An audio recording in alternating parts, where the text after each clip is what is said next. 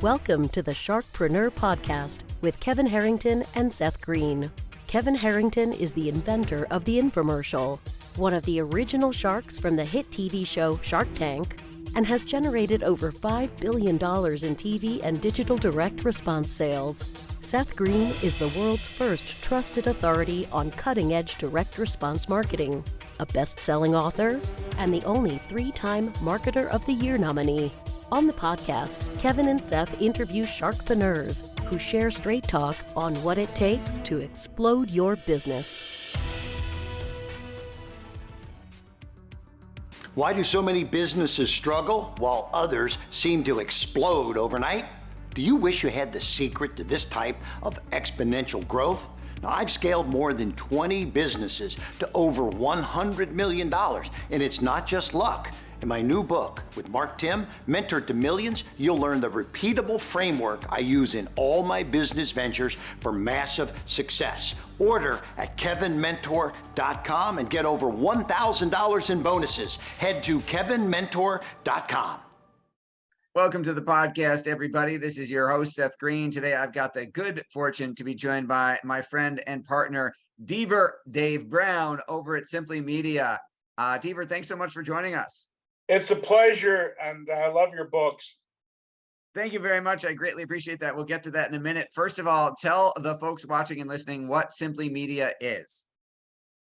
Well, Simply Media is like other serial entrepreneur things I've done, which I encourage people to do.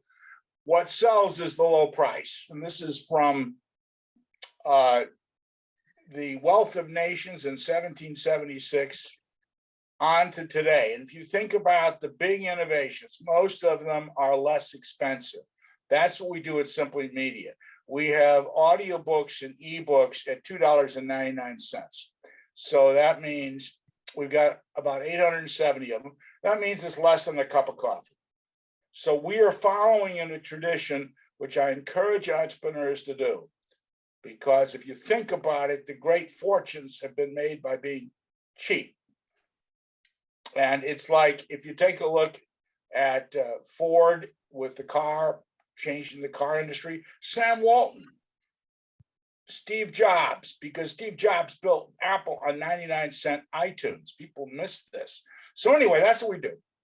Okay, so you've got ebooks and audiobooks for sale very affordably. How did Simply Media get started? Well, we got started in software because that was very popular in the late 90s. But Microsoft, in my opinion, has the inverse Midas touch. Whatever they touch, they kill. And they killed PC software. So we listened to our customers at the end of that cycle, because there is no more PC software of our type. So we listened to our customers and they said, video's cool, but audio is more mellow. So we started to put audios on our software and people liked it. So then we went to audiobooks, and we started with physical CDs and we transitioned to downloads. So we went through this cycle that the market was going through. So now you get an audiobook, it used to take 30 minutes to download it. Now, after you pay for it, you've got it before you even get back to it. And so obviously, when did Simply Media, if you went from CDs, which were a while, now feels like an eternity ago. Yes. I'm old enough that I literally had one of the first, TRS-80 computers with cassette tapes. Wow. So when did Simply Media get started? We started in 1995, and transitioned along. We had our bumps in the road, but I've always been cheap. So I tell people the key is to stay within yourself, which young people tend not to do. When I was young, I didn't. But as you get older, you're cautious and you make sure you've got enough money. You keep going. We added customers. Now we've got great customers. The FANG group is our customers. And so we got Walmart.com. That's our number one because we're Walmart priced. And if you look in a Walmart store, most book people, they're in New York City. And a $10 bill in New York's like one in Omaha. That's why Warren Buffett's in Omaha, not New York. as he says. This isn't my idea. So anyway, that's what we did. And we had about 60 a year. And we've got all subjects. Like, for example, we have language. You get $2.99, 98% finish. There's a company called Rosetta Stone that keeps losing money, but for some reason, people put money into it. And they're $299 and 2% finish. So this is the idea of lecture length advice. Now you do that. You're doing 30-minute podcast. I mean, you're right in the zone. And that comes from Plato and the allegory of the cave, which was 40 minutes. And some people say it's 50% of philosophy. So people want a garden hose, not a fire hose. And the problem with most work is they want to charge a lot of money coming out of New York. So they make it thick, they make it a tome, and nobody gets through it. So we try to stick, except for novels and mysteries, in nonfiction, we stick to about an hour. Okay, so one thing, can you tweak can you move over just a tiny bit so you're in the center of the frame? Perfect, Yes. Thank you. And then, okay, so you talked about a number of different things I want to dive deeper on just a minute. So you mentioned that, for example, your language books or language ebooks have a 98% finish rate, whereas Yes. at $2 or $3, whereas Rosetta Stone costs 100 times as much, and 98% of people don't get through it. Do you think the difference is just the length of time, or do you think there's some other advantages to the way you're distributing things? Well, as Franklin Roosevelt famously said, I didn't have right time to write a short letter, so I wrote a long one, right? So it's too long, it's too hard. It's like fighting hand-to-hand combat through Guadalcanal. Nobody, and Edmund Morgan, I studied history and literature in college. Edmund Morgan said, no, history books should be more than 200 pages. They're undigested. These are hernia books, I call them. Somebody has given them no thought. And we do that. And by the way we do the language is we start simply and only do things people actually use in conversation or reading. In other words, there are a lot of abstruse things they do, which is ridiculous. And by the way, we say, if you want to go on and take the PhD in this, go get Rosetta Stone, right? Because there's more to do, but you don't need it. Okay, so this is a fascinating concept, and I'm not just this applies to business, obviously, not Yes. just language. Yes, So sir. it sounds to me like you've got the data to support it. I love that you can measure how far people go and that they actually finish or don't finish the product, the book or the ebook. So it sounds to me like the trend you are seeing is shorter, more digestible, more easily implementable concepts and content. Am I hearing you correctly? Yes.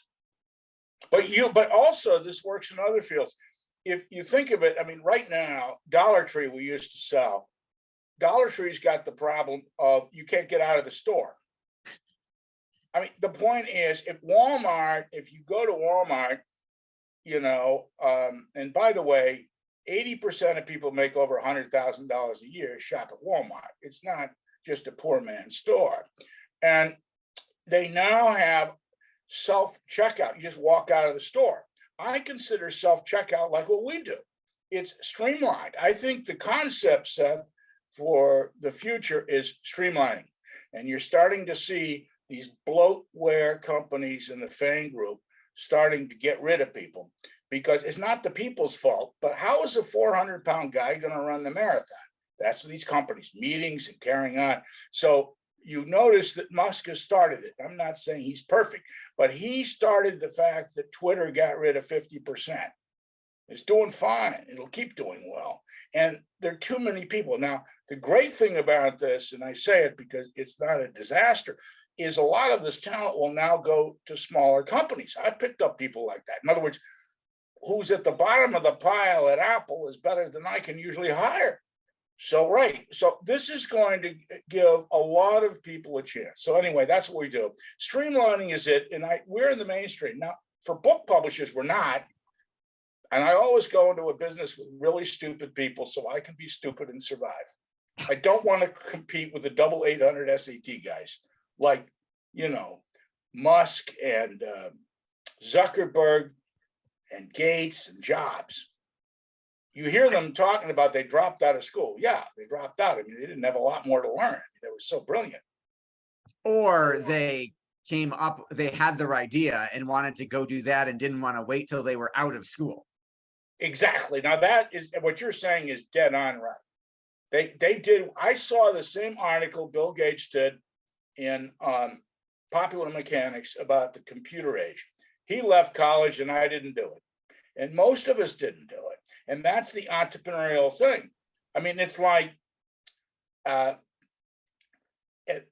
Starbucks, the guy saw European coffee and did it. I saw it and didn't do it. So the question is, are you picking up this idea and then going and doing it, as you said? Yeah. So there's got to be, I think that's an awesome lesson. There's got to be the vision because, yes, you know, a million people, I mean, I probably hear on a regular basis oh, I invented the iPod, but I didn't make it. I had that idea first. Right. I had the idea for the iPhone. I had the right. idea for an MP3 player. Right. But it's the rare person who ends up becoming the billionaire who actually follows through and turns it into an enterprise that changes the world. So where did you get the vision for what you're doing from? Well, I started out at General Foods at Bird's Eye, and I wanted to learn how to do things because I went to Harvard College and Harvard Business School. So I worked door to door for Fuller Brush in the summer. And I learned right then that you either get somebody on the hook in 2 minutes or you move on. And so I started to learn that you cannot talk. Tom Peters says this. You can't talk to 25 people and not get the idea, but you must talk to them. And Socrates said every day he went out to find out what's going on. And you see the great CEOs like Sam Walton would visit stores. He did not talk to the store managers. He talked to the people on the floor. What's selling, what's not. In his office, he had a chart. Most people don't realize this, that what's in the top 50 that we did not expect. What's working? Now, I'm often surprised by what works, but I had this thing with Harvard Business Review. It took me a while to get it. Harvard has $300 billion in assets. Of course, they have, most of the presidents don't know a balance sheet, and they're running the biggest company. And they say, oh, no, we've got $35 billion of assets. That's in Wall Street. I said, oh, you got property in 100 countries in the world that you rent tax-free? And you're telling me that's not worth anything? We miss what the value is. Well, anyway, I got them to give me the Harvard Business Review short version of the great books.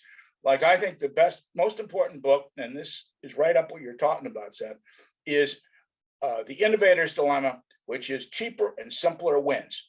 That is the favorite book in business of Steve Jobs and Tim Cook. Cheaper and simpler wins. So when I hear this story, when people are trying to innovate, say, well, my product's great and it costs twice as much, but it's better. No. Our product's great and it's 70% less than the $10 you expect.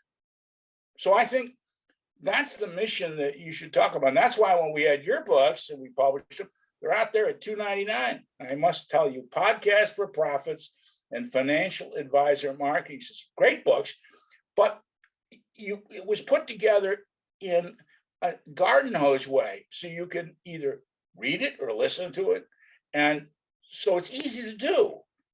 But who's going to read a 200-page book? I mean, I just don't see it. Anyway, we sell 100 times more audiobooks of The Innovator's Dilemma than they do the tome. That's the $30 version.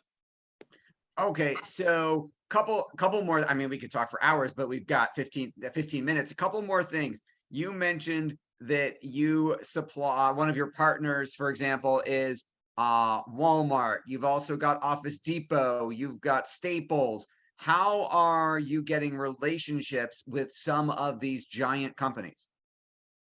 Well, the most important thing is, and this is just a bias of mine, I find that although the millennials get criticized and the Zers get criticized, they tend to be Jane Austen cooperative. They just want to do the job. You've heard about quiet quitters. I've always liked quiet quitters. They come to work, they just want to do the job and go home. So these people are open-minded about something new that works. Now, I had a problem starting out. Walmart wouldn't take my products at less than $4.99. So I had to battle with them. And as the first buyer said to me, "You're the only guy that says your product's not worth it." I said, "It's not. People have lots of choices for $5. But if you let me do $2.99, we'll sell a lot." And by the way, it's very true. So I'm the only guy at the low price. So of course, the first person to adopt this was Amazon, because, well, the guy's a genius, right? He knows money counts. I don't know why other people don't, but he does. So I got into Kindle and I got into Audible.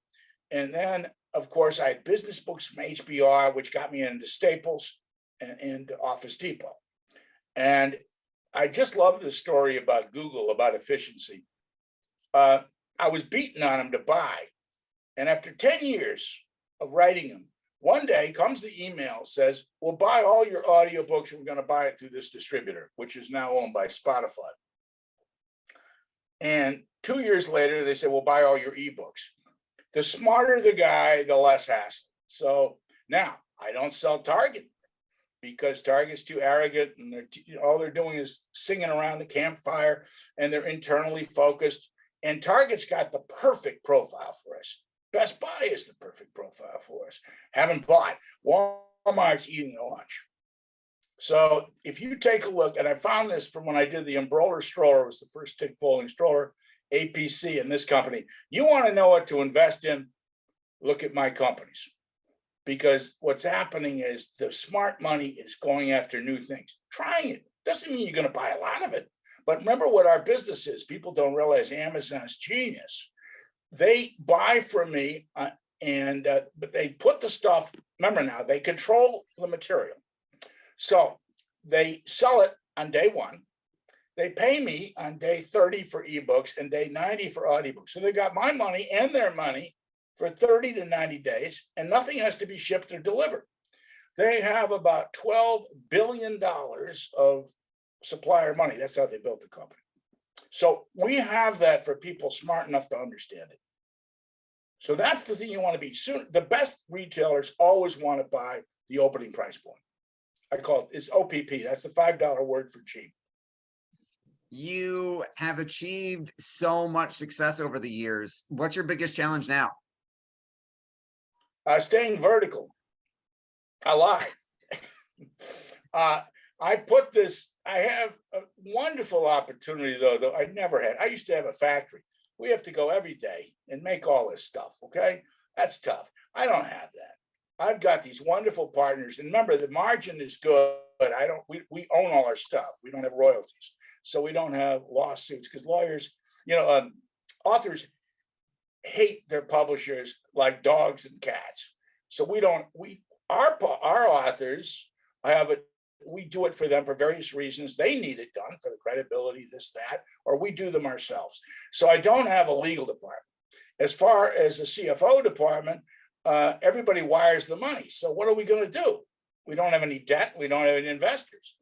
And I don't understand what all these companies are doing because Procter & Gamble has my situation. All of their customers wire the money. We have not billed anybody, Seth, in 6 years.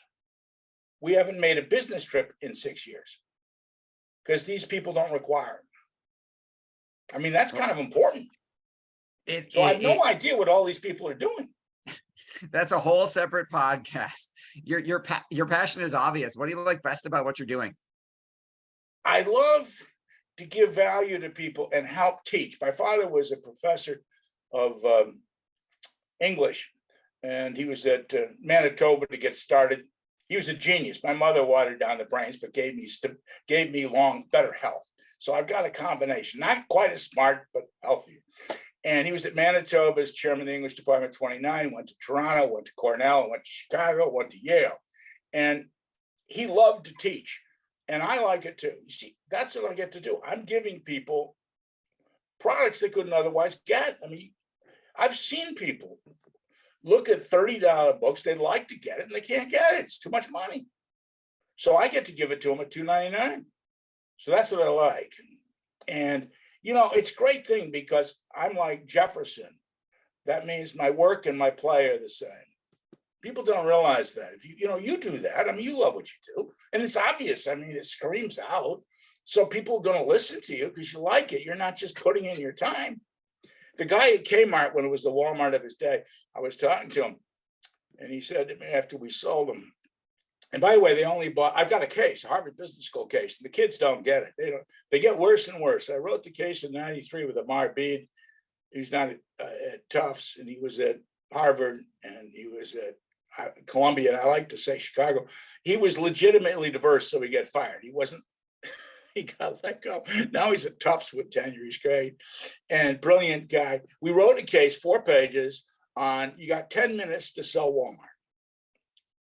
Now, people are terrible because they go in there and they demand Walmart, the kids, the MBA class, and demand things. I go in with my tin cup and my sunglasses and said, what do you need? The first order I got was 12 pieces, 4 stores. And people say, that's ridiculous. Yeah, a year later, we're doing 25,000, but who takes the risk? See, I think part of the problem the MBAs and people have is they ask too much. What you want is the first 100 yards at Normandy. You want to get a beachhead. And if your product's any good, it'll sell. But anyway, that's my passion. I mean, it's like you love to do podcasts. I love, by the way, being a guest on your podcast for other people. I learn because remember, I'm going to go away and I'm going to write this up. I learn a lot. Well, we greatly appreciate that. And we know your time is incredibly valuable. So we greatly appreciate your time. Thank you for spending some of it with us. This has been Seth Greene for Sharkpreneur with Deaver Brown from simplymedia.com. Make sure you go check out simplymedia.com. Deaver, thanks again for joining us. Thanks, Seth. Bye now. Thanks, everybody, for watching or listening. We'll talk to you or see you next time. Do you need money to fund your idea, product, or service? Are you ready to take your business to the next level, but need capital to get it done? Kevin Harrington has heard more than 50,000 pitches and knows how to help you make the perfect pitch to get the funding for your entrepreneurial dream. He's distilled the process down in his perfect pitch cheat sheet, and it's yours for free. Just text PITCH to him right now at 727-888-2100. Text PITCH to 727-888-2100 right now and claim your free perfect pitch cheat sheet. Text PITCH to 727-888-2100 to start funding your dream today. This show has been produced by Market Domination, LLC. To discover how you can have your own show completely done for you and turn it into a real published book and become the authority in your marketplace, go to www.marketdominationllc.com/podcast offer.